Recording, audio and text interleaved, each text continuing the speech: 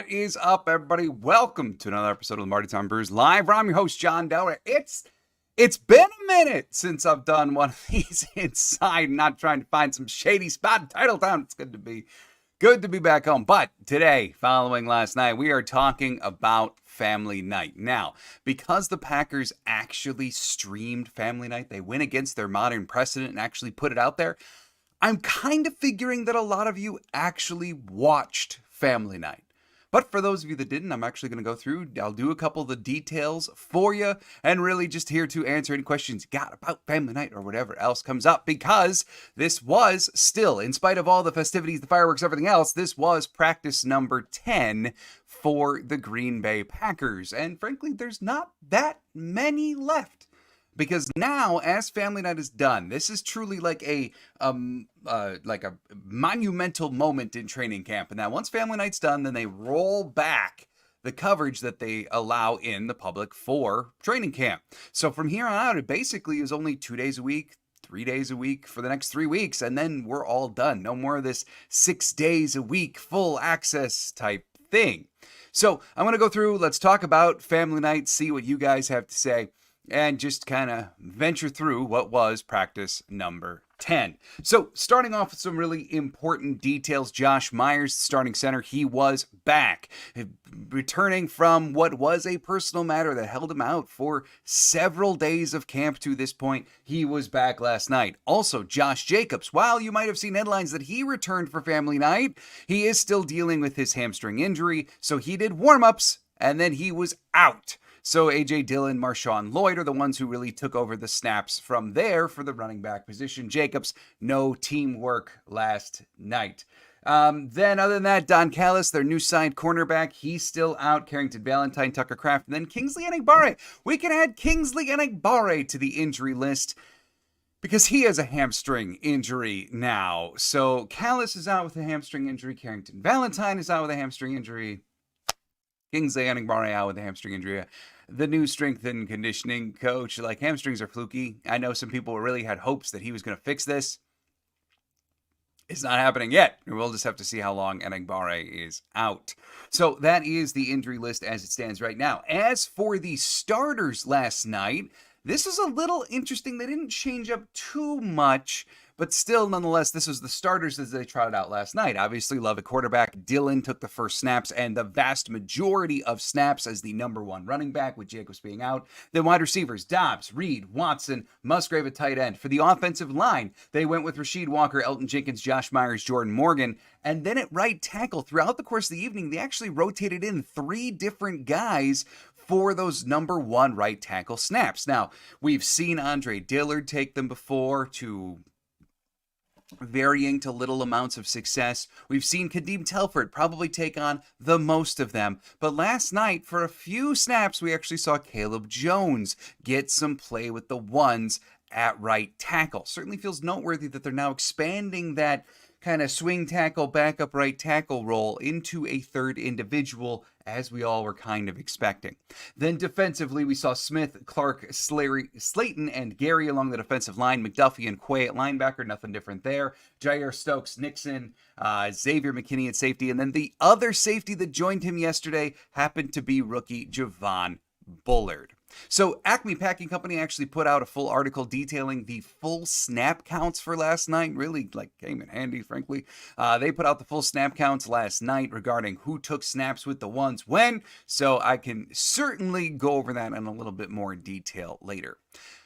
But before we dive too much into the nitty-gritty, I do just want to say a few things. Like Family Night, understand, if you've never been or weren't able to catch the live stream, Family Night is an incredibly unique thing for the Green Bay Packers. It's just a regular training camp practice. They followed basically the exact same structure that they had done in the previous 9 practices. Just now it's in Lambeau.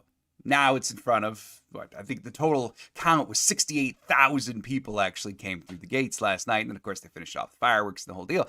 But the stuff that actually takes place on the field is the exact same thing, really, that we've been seeing at Ray Nitschke Field day in and day out. Even down to the fact that multiple different types of things were going on all at the same time. And you as a spectator, just try to take in as much as you can and garner whatever notes you can from that.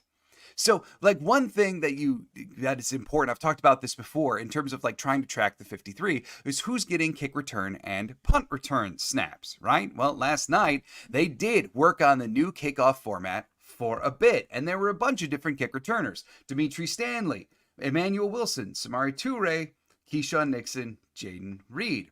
But then what was interesting was, I've noted before how the protectors, those are really important guys. Track who's getting those protector snaps, because you can wind up making a 53 just from doing protector snaps alone, right? Well, last night they added Bo Melton into the mix of guys. Now, I think he's got a safe roster spot, sure. But they added him into the mix of guys who are suddenly doing some protecting on special teams. They also experimented with one kickoff return that actually had both returner and protector back there evenly, as opposed to the returner being drastically behind the protector like a traditional format. So ultimately here, what I think we're seeing is the Packers are going to toy with this. And I'm very excited in preseason games to see what it actually winds up like. Because I think Bisaccia and company, just like any team in the league right now, they are going to screw with it. They're going to try different stuff and just see what sticks. But the last thing that I want to talk about with family night specifically is understand one of the only ways that it's different from a standard practice is all of a sudden you have music. Like, yeah, there's always music at practice, right? But now it's like everywhere in the stadium. And the cool thing is you've got some fans who are just locked on to what's in the field. And then you've got a family of 8 next to you where mom and dad are just hanging on for dear life, and the 2-year-old does not care, and the 1-year-old is screaming, and it's just like, but it's wonderful. See, that's the thing. And one of the things that the Packers actually do really, really well is they incorporate basically like little league equivalent teams of football onto the field for different things. And truly, one of the highlights last night for family night was this little clip. See, Jaden Reed and Keyshawn Nixon, they did the same thing last year. They go back, they attempt to catch punts, right? And then they see how many they can catch without ever letting go of the prior ball. Jaden Reed was back there. He actually wound up catching 6 punts. And then they actually had to stop him. They said, yeah, you're not going for 7. Last year, no one got that high. But he was actively standing there with like 6 footballs trying to figure out where the hell is the 7th one going to go. And then they're like, no, you're done. Nixon, he got 3, and then the drill was done. Well, then this kid came trotting out. And this is one of the coolest moments of family night. Check this out. Folks, guarantee it. Look at him tracking that ball. Yeah. And how about Rich's reaction? Oh, my goodness. That was great. That was great. Yeah, we've got more depth in the return game here, folks. So what you actually saw there was that kid wound up catching 3 on his own, and the absolute mob that occurred after that, like that camera angle didn't show it. But the second that kid catches that 3rd ball, right, you see Reed, Nixon, Bisaccia, they're all happy. Jalen Wade comes screaming down. But what you didn't see was across the entire field, the field away, Jordan Love, the entire group, the whole stadium was watching this kid. They all came running down, swarmed him. Like the one comment that you can kind of see on the screen there, what a story for that kid to go back to school with in the fall. That is truly beyond just practice number 10. That is the kind of thing that family night is all about. And what is so unique about the relationship between the Green Bay Packers and the community that they're from, larger one. So just an incredibly cool note. All right, so let's get back to the details of what occurred on the field. And the kicking competition, it's almost like the Packers said, you know what? We're actually in Lambeau. There's fans here. We want you to kick a lot. So we're going to give you a lot of reps tonight, of course, for Anders Carlson and Greg Joseph. Well, turned out being a pretty good night for the both of them, without a doubt. See, Carlson, he hit basically all of his field goals. He was good. All of his field goals by 1. He was good from 44, 45, 47, 45, 49, 52, 54, 55, and then only missed his last one, kind of the end of practice one. He missed it wide right from 57. Only one miss on the day. Greg Joseph, on the other hand, keep in mind, coming into last night, Greg Joseph was ahead in the overall counts by about 3 field goals off the top of my head. So Joseph came in last night, and he wound up hitting from 44, 45, 55, 47, 45, 52, and 49, but missed from 54 wide left and then 57 again wide left. So Carlson, if you're just keeping track of like the raw numbers, Carlson now gets one closer to Joseph, still ultimately just a couple behind. And really, for Anders, it's that really bad day that he had on Thursday, which is really the only reason he's behind at all now. Now, one thing that I will say, I've talked before in these training camp recaps about how Anders almost has like this shorter follow through now. He did it sometimes last year. Now it's more consistent. A big thing that I noticed last night, having more of a perched view looking down on them, is that Anders basically like lead up to kicking the ball is also shorter than ever. You know, Greg Joseph does the very traditional, like, here's the holder, I back up my 3 paces, and then off to the side 2. Anders Carlson, it looks darn near like he's only doing like half of that amount of Joseph. And maybe because he's 6'5" and he's got this huge stride. But you would think he wants more space then, except that would take more time. Like, I'm not exactly sure what the complete thinking is here. But Anders now doesn't completely follow through like Joseph does on the kick. And he winds up taking a lot smaller of a lead off than Joseph does. It's just incredibly interesting to watch 2 techniques that are getting to be about as different as they could be. It still wind up with varying results. So it's certainly something to keep track of. The other thing is, of course, now that there's 2 long snappers on the roster, this is an important part as well. We've got Orzik and Peter Bowden mixing in. There was not a consistent pattern for like this long snapper goes with this kicker. Last night, it was really interchanged all over the place, and there really wasn't a trend as to who was snapping for the misses versus not. So let's talk player of the day. I actually declared 2 of them. I said several times in lives this offseason, like, if you asked me who of the Packers wide receivers is realistically the most replaceable, right? You've got Jaden Reed as the gadget guy who's got a unique skill set. Watson, you cannot just train that type of athleticism that Christian Watson has. He's your superstar to be if he can put it all together, right? And then you've got Wicks, perhaps the best route runner on the team. And then you've got Dobbs, who kind of does all those things, but doesn't necessarily have one trait that he just definitively does better than anyone else. Except now I think we found it. Because his chemistry with Jordan Love is, and I hope you caught Family Night last night, because it is just a glimpse into what all 10 days have been thus far. It's not just that Dobbs is catching everything in camp. It's not that he is occasionally mossing Jair Alexander in one-on-ones. It's the fact that his chemistry with Jordan Love, when Jordan Love gets into any type of trouble, who's he looking for? It's Dobbs. The fact that Dobbs is getting open at probably a higher frequency than we've seen him do before. And that's the thing. Is like, okay, you've got the route runner, you've got the gadget guy, you've got the alpha superstar, like athletic freak. You can't trait your way into the chemistry that Romeo Dobbs has formed with Jordan Love. And so if you're looking for the definitive, like, who's going to be number 1, it's probably going to be week by week. Could vary against what corners are going against, what the scheme is, whatever. But Romeo Dobbs, I spent all offseason saying he's probably the most replaceable of the bunch, but you can't replace that kind of chemistry. They had several plays last night where it was just the 2 of them perfectly in sync, regardless of what the coverage was like, regardless of who else was on the field. It was just Jordan and Romeo continually hooking up.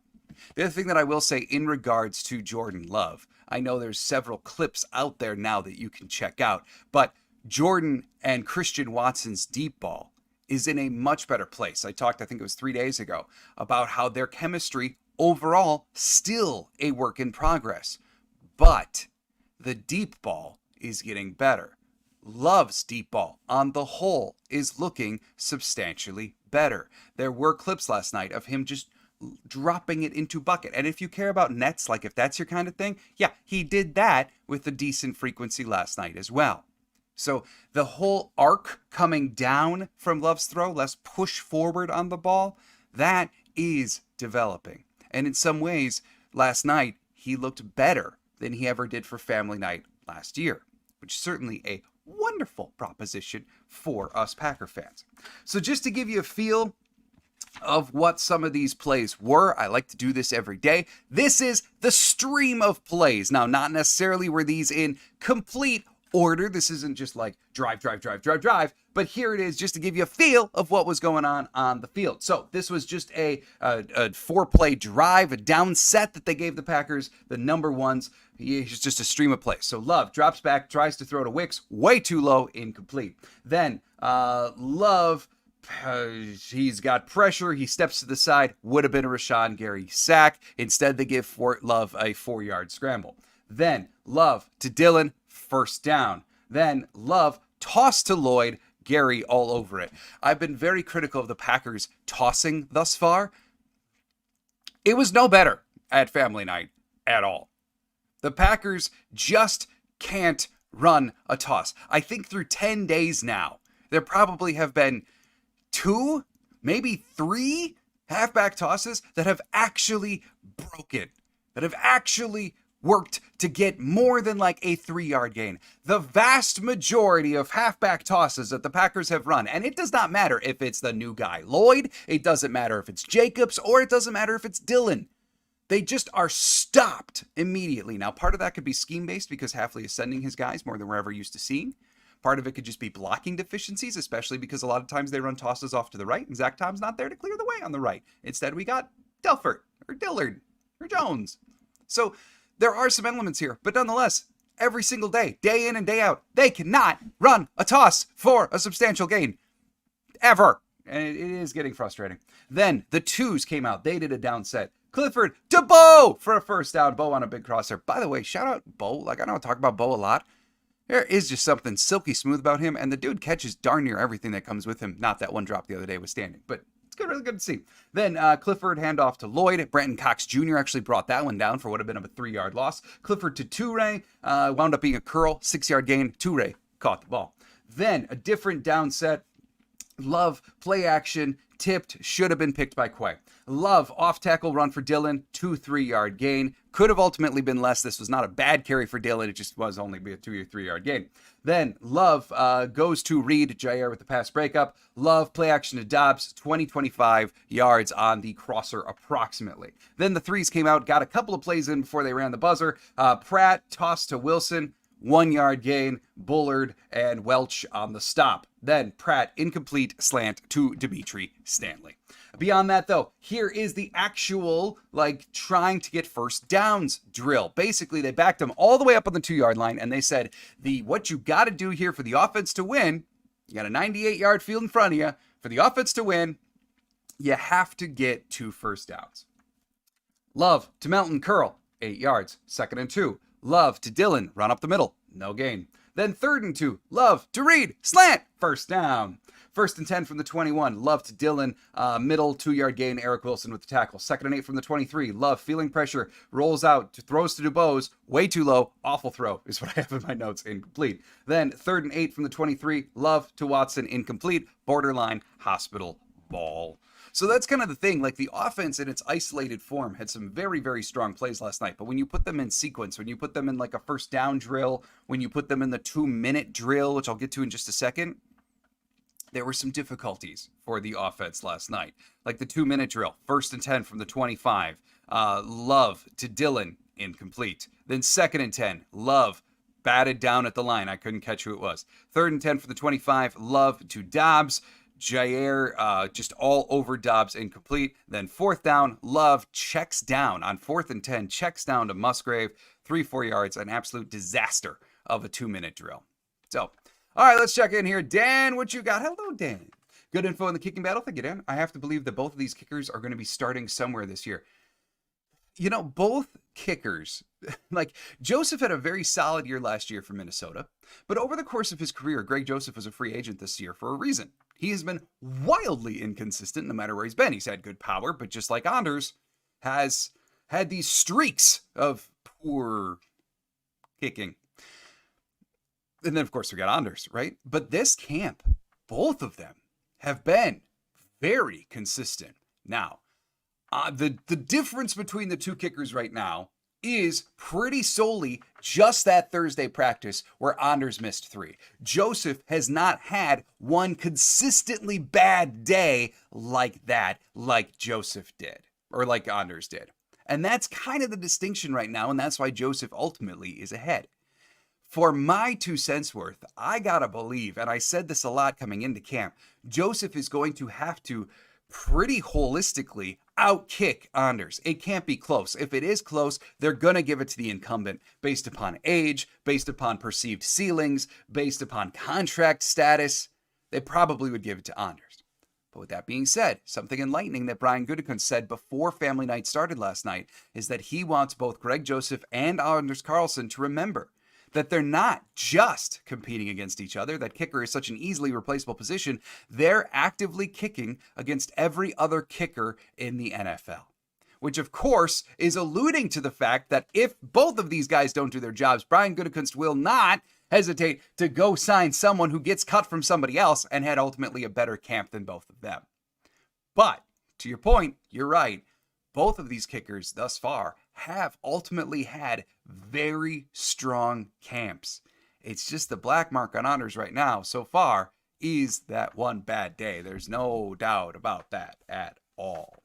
So then I just wanted to check in about a couple other things here just to give you a feel. I really love reporting on one-on-ones. It was more chaotic than normal last night, and holy crap. By the way, normally when they do O-line versus D-line one-on-ones, like I got enough time to like watch the rep, write down who it was, write down who won, look up, yep, there's another rep, okay, and just like get into a pattern like that. Last night, they were flying in their one-on-ones. So some of these I did not get the full details for, but Caleb Jones versus LVN. LVN got the win.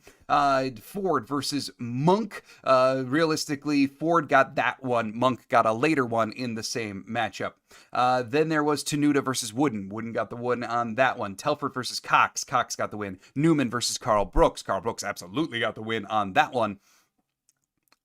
I'll keep saying it though. I think I'm going to say it every day just to brace for impact from everyone. I think Royce Newman still stands a decent chance to make the team. I am sorry. All right, then beyond that, we had Leketis Smith against Spencer Waiga. Well, Leketis got that one.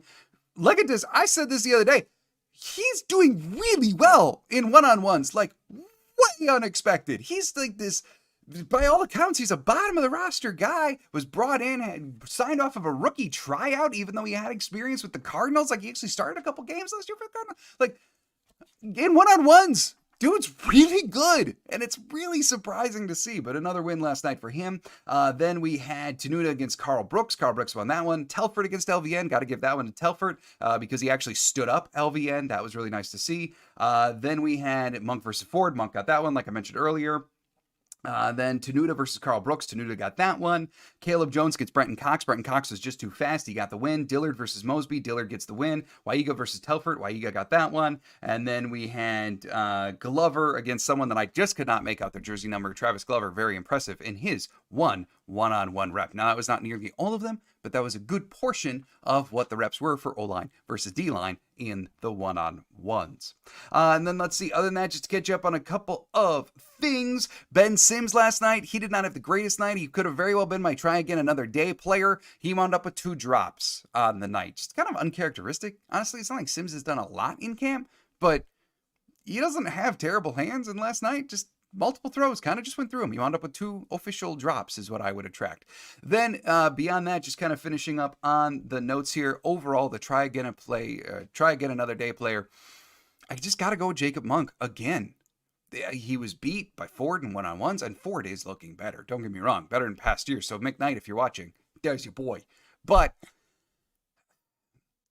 out of all of the offensive linemen, I've probably been the most critical thus far of Jacob Monk. And I know he's learning a new position. He was a day 3 guy, whatever.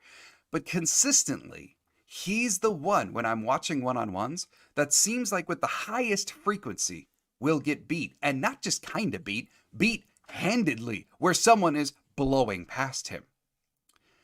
Beyond that too, there are issues with his snapping. I think part of the reason we're seeing When Josh Myers was out for personal reasons earlier in camp, what did they do? They slid Elton Jenkins into center, built the line around that. And a possible rationale for it is they wanted to see Sean Ryan and Jordan Morgan on the field together at the 2 guard spots. Yep, 1000% I get that. But they slid Elton Jenkins into center. We also have seen at other times, as they've tried to give Jenkins rest, that they would put Sean Ryan into center as he continues to cross-train. But yet, when they line up and do their positional drills, the only 2 guys who default to center and actually do snaps and position drills happen to be Josh Myers and Jacob Monk. Yet when it comes to actually playing, Monk only goes out with the 2s and 3s. If there's 1 snaps to be had, they're not putting Monk in very often. I gotta believe if something were to happen to Josh Myers, we would see this shift along the line that doesn't just put in Jacob Monk at center too. And there's good reason for that, because he is getting beat quite often in one-on-ones. There have been plays that I've marked down where the run game was blown up. Why? Who missed the block? Wound up being Monk. Now, that's not to say that this is hopeless. He's going to be awful all year. No, he's a day 3 rookie who's kind of learning a new position. He's got some center experience, but it wasn't his default one. But still, nonetheless, if you got to pinpoint one guy on the team who just straight up has to get better at this point, because you're not seeing many positives and the snaps are all over the place and there's been botch snaps and missed snaps and the whole deal, it's all kind of rough. I got to go with Jacob Monk. Then just finishing up on other notes here. If you want a good idea of who's running with the 2s offensively right now, Clifford, Lloyd, Sims. Then a wide receiver, it's really kind of this mishmash of Melton, Heath, Toure, and Dubose. So basically you got the big 4 at wide receiver, but then the very clear next big 4 is Melton, Heath, Toure, Dubose. I'm willing to bet 2 of them are going to make the team. Melton, darn near a lock. As for the last spot, I think Dubose is getting very close to edging out Malik Heath for wide receiver 6. And I know the Fleurs talked positively about Heath. I know Heath is their new war daddy. I get it. But still, it feels an awful lot like Dubose getting real close to Heath, because Dubose just continues to make plays. Then the number 2 offensive line was Jones at left tackle, Newman left guard, Monk at center, Ryan at right guard, and Telfort switching with Dillard kind of again at right tackle. So there you go. That's kind of emptying the notebook from family night. That's what I like to do after camp. Just give you what the notes are for the day. And that's basically, I had everything written down. So look, if you've never been to family night and you have the means, you have the opportunity someday in the future, I would fully encourage you to go. It is an incredibly unique experience. The Packers do a fantastic job making it accessible for people. Whenever I go to family night, I sit in the indoor club seats. Yeah, the nice air conditioned ones, the one that I gotta worry about anything. Yeah, I go up there and sit. I do the sun thing for training camp. Here, I go into the indoor club. You get the rooftop access. And my point of this is not because I'm wealthy. I'm not. But the point is, even those seats, $10. You just got to be on the website quick in order to purchase them. Packers do a really good job making family night pretty accessible. If you ever have the chance to do so, it's incredibly unique. I would fully encourage you to go. It's just one of those things. If you're a Packer fan, someday hope to check it off the list, because it's just an awesome event.